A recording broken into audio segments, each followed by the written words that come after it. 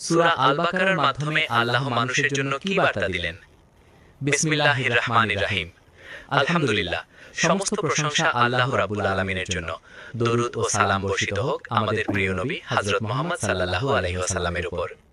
প্রিয় ভাই ও বোনেরা, সূরা আল বাকারা হলো কুরআনের সবচেয়ে দীর্ঘ সূরা, কিন্তু এর বার্তা অত্যন্ত স্পষ্ট, গভীর এবং মানব জীবনের জন্য পূর্ণাঙ্গ দিক নির্দেশনা। আল্লাহ সূরা আল বাকারার শুরুতেই ঘোষণা দিয়েছেন, এই কিতাবে কোনো সন্দেহ নেই, এটা মুত্তাকিদের জন্য হিদায়াত। সূরা আল বাকারা 2। প্রথম মেসেজ, আল্লাহ মানুষকে 3 শ্রেণীতে ভাগ করেছেন: মুমিন, কাফির, মুনাফিক। এর মাধ্যমে আল্লাহ বুঝিয়ে দিয়েছেন, পরিচয় নয়, ঈমান ও আমলই মানুষের আসল মূল্য। দ্বিতীয় মেসেজ, আল্লাহ আদম আলাইহিস সালামের ঘটনা উল্লেখ করে বলেছেন, মানুষ ভুল করবে কিন্তু তাওবার দরজা খোলা থাকবে। শয়তান অহংকার করে ধ্বংস হয়েছে, আর আদম আলাইহিস সালাম অনুতপ্ত হয়ে ক্ষমা পেয়েছেন।